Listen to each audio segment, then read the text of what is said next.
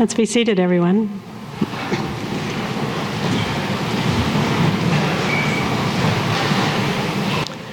Our readers this morning are Tom and Angela. Good morning. A reading from the book of Sirach. My child, conduct your affairs with humility, and you will be loved more than a giver of gifts. Humble yourself the more, the greater you are, and you will find favor with God. What is too magnificent for you, seek not. Into things beyond your strength, search not. The mind of a sage appreciates proverbs, and an attentive ear is the joy of the wise. Water quenches a flaming fire, and alms atone for sins. The word of God. Our psalm response is, God, you have made a home for the poor. God, you have made a home for the poor. The just rejoice and exult before God. They are glad and rejoice. Sing to God, chant praise to the Lord, whose name is Yahweh. God, you have made a home for the poor. A parent to the orphan and protector of the defenseless is our God who dwells in holiness. God creates families for those who are alone and leads captives to freedom. God, you have made a home for the poor. A bountiful rain you showered down, O God, upon your inheritance. You restored the land when it languished. Your flock settled in it. In your goodness, O God, you provided for the needy. God, you have made a home for the poor. Good morning. Today we have a perplexing reading from the letter to the Hebrews, which I'm hoping for clarity in our homily today. Brothers and sisters, what you have come to do is nothing known to the senses, not a blazing fire or gloomy darkness, or a storm or a trumpet blast, or a voice speaking words such that those who heard begged that no message be further addressed to them. No, you have approached Mount Zion and the city of the living God, the heavenly Jerusalem, and countless angels in festal gathering, and the assembly of the firstborn enrolled in heaven, and God, the judge of all, and the spirits of the just made perfect, and Jesus, the mediator of a new covenant, and the sprinkled blood that speaks more eloquently than that of Abel. The word of God. The Lord be with you. Thank you. A reading from the Holy Gospel according to Luke. Glory to you, O Lord.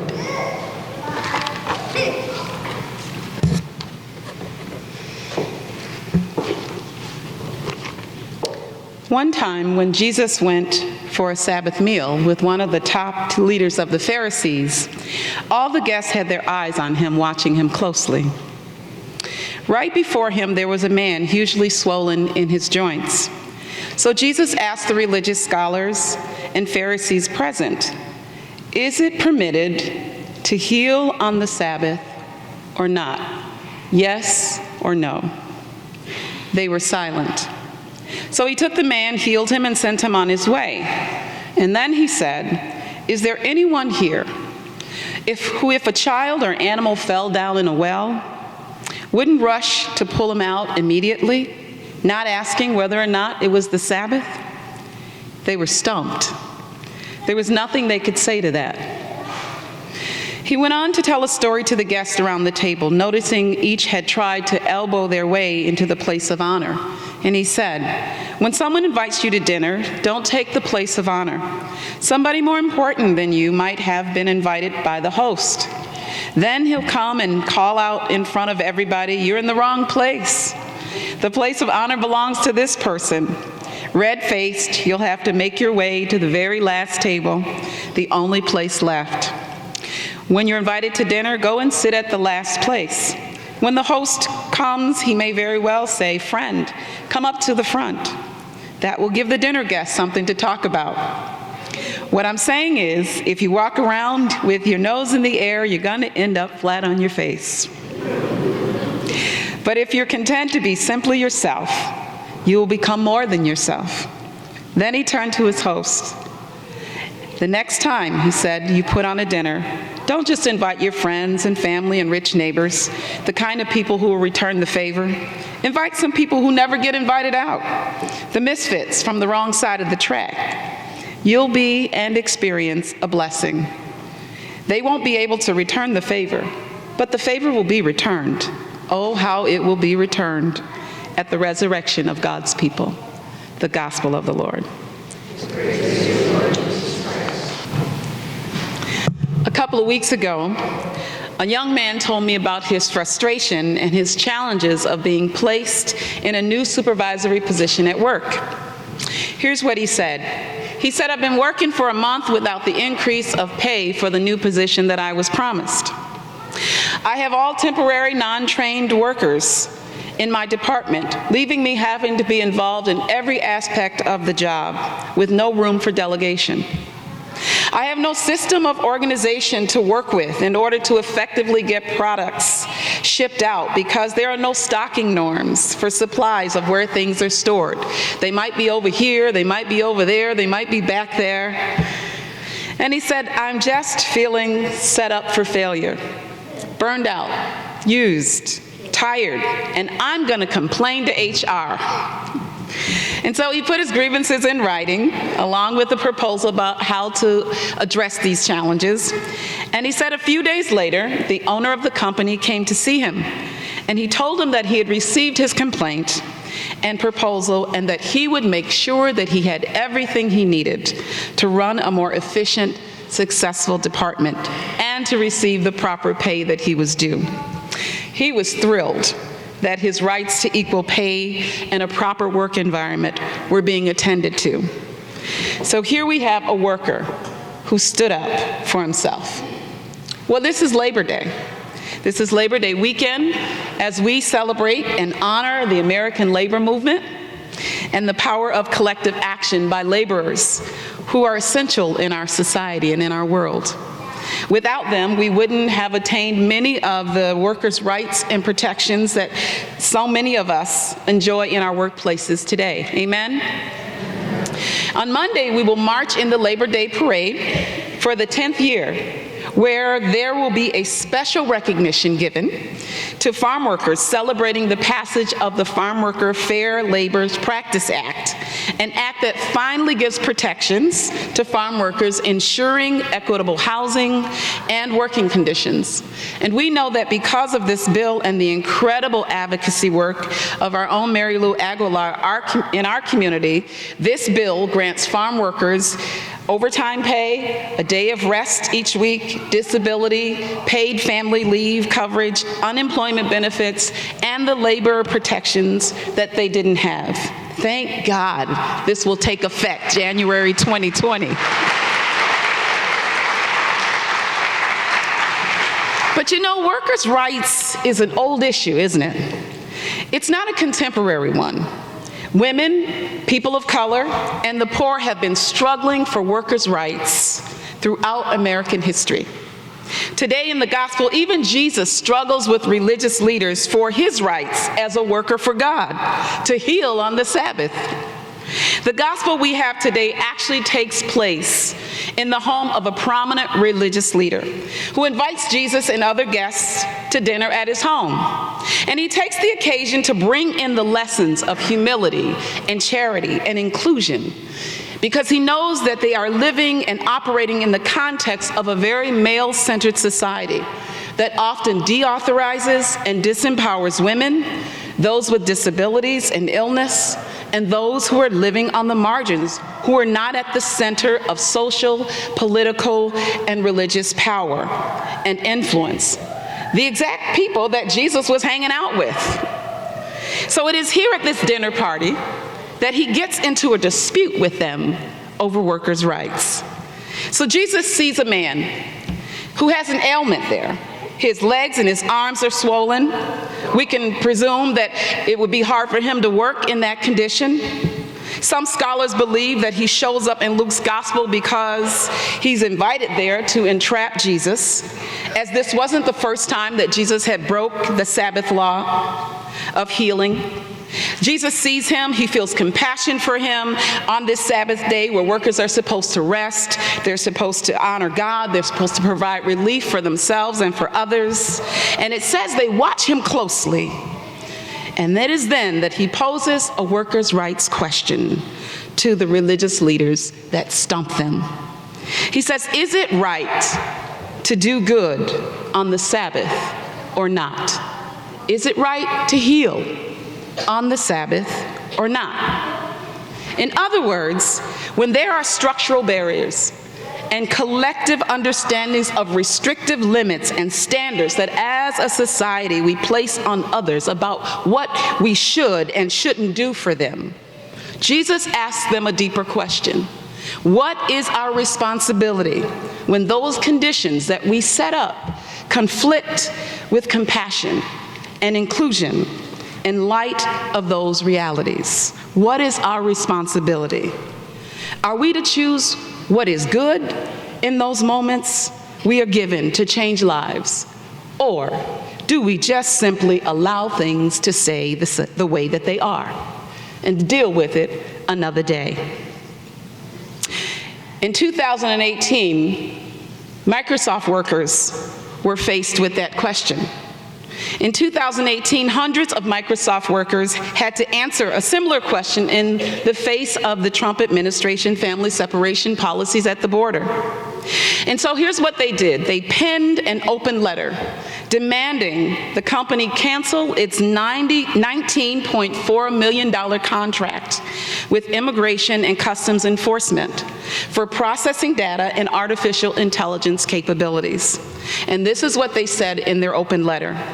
As the people who build the technologies that Microsoft profits from, we refuse to be complicit. These workers took a stand.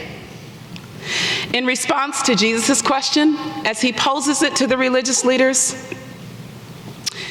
Jesus takes a stand here as well.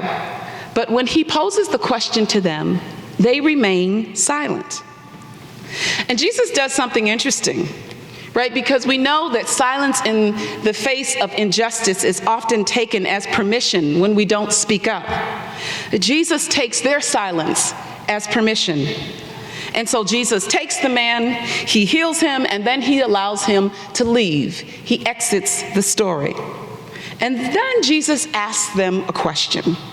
He says, which of you, if you had a child or an animal that fell in a well, wouldn't go and pull them out immediately and not even ask whether or not it was the Sabbath or not? And to nobody's surprise, they still do not answer. Because everybody knows the answer to that question, right? There would be equity in our response to a question like that.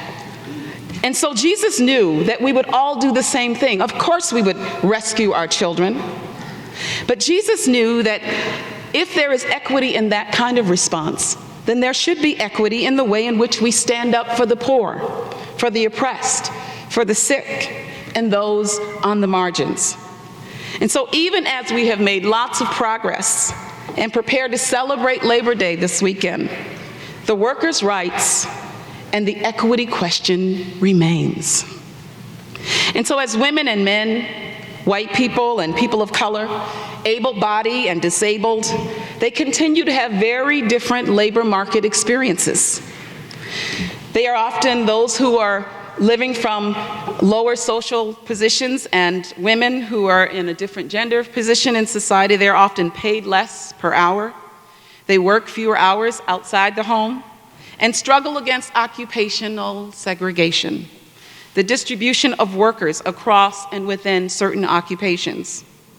These differing experiences in the workplace generate a host of other disparities, including low levels of wealth, reduced retirement security, and more limited ability to be able to save for things like a future educational future for children, and determining where a family might even be able to live. So what's the message here that Jesus is trying to give? It is certainly a message that Jesus is giving about personal humility. He's giving this message to them about personal humility that will take us to the path of inclusion.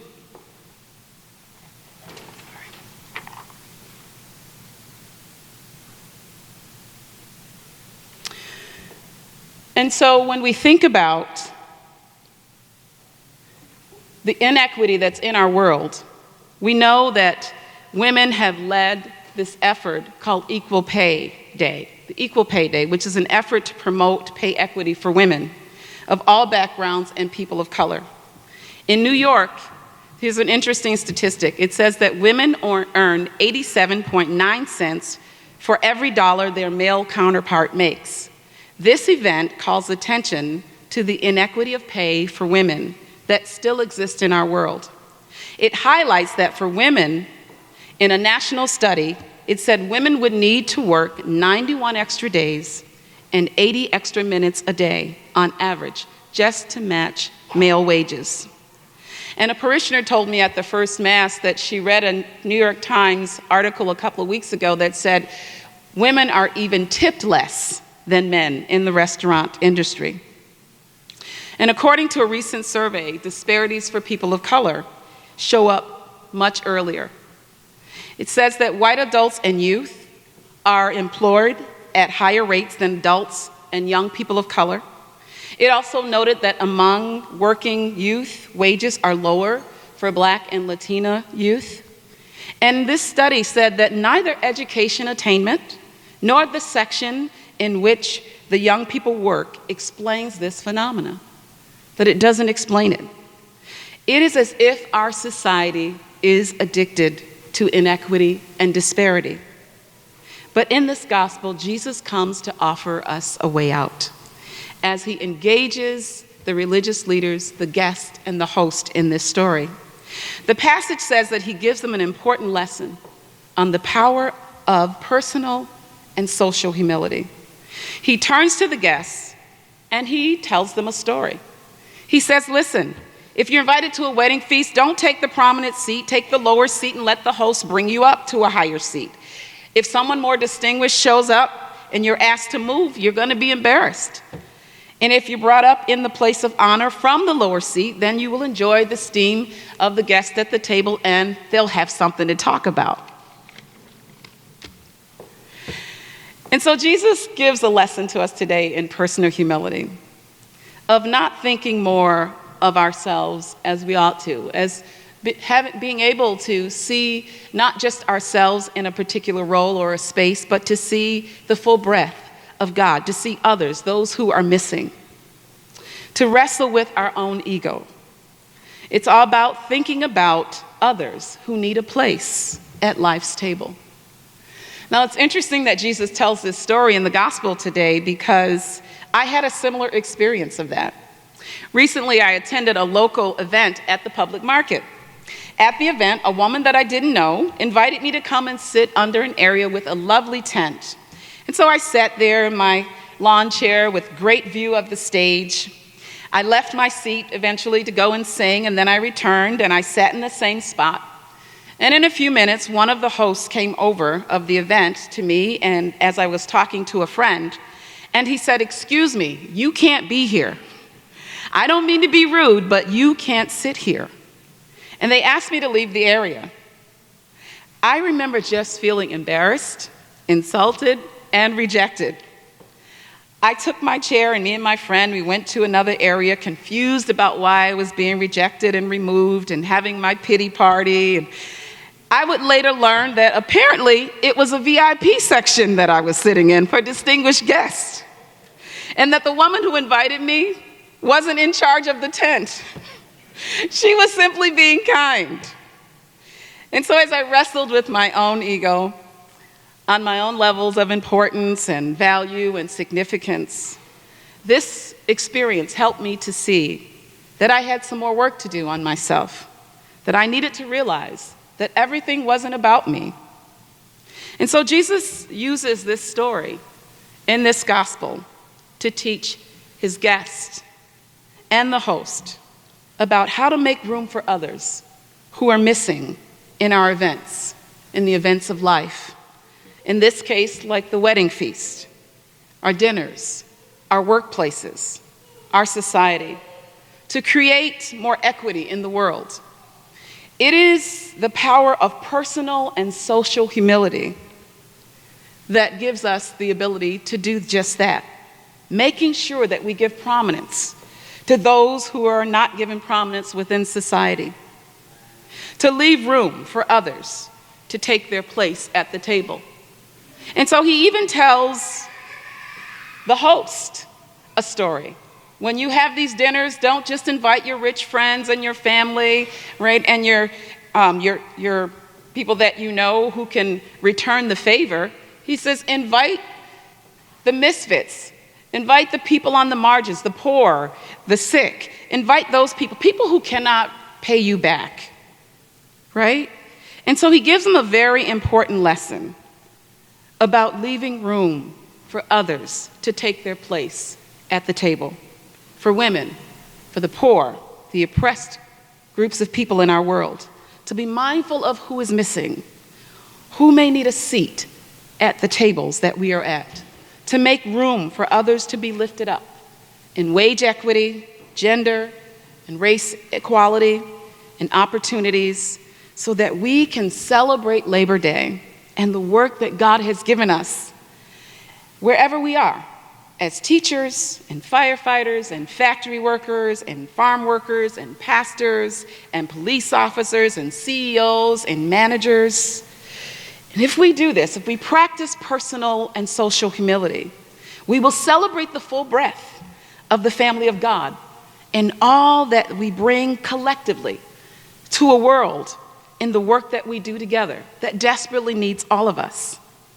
I love Dr. King's quote that says, it's always, any time is the right time to do the right thing. Any time is the right time to do the right thing. And in our own community, we've seen that. At Colgate Rochester Crozier Divinity School, they have practiced social humility right here in our city. They've recently hired Dr. Angela Sims as its new president. Dr. Sims is the first female president of Colgate in its 200-year history, where men held those positions. And she brings an amazing agenda of education for seminarians, equity, and social justice to take Colgate into its future. But they took women in this experience from the back, and they left room and created room for them in the front. They made a place for women in the place where there had not been a place for them. Because humility helps us make the right estimates not only of ourselves, but it's designed to help us create room for others that God is bringing up from the back to the front, from the margins to the center. And when we do that, we leave room for the miracle to happen in the workplaces of the world. And we not only show our love for God when we do that, but we show our love for one another. Happy Labor Day, everyone.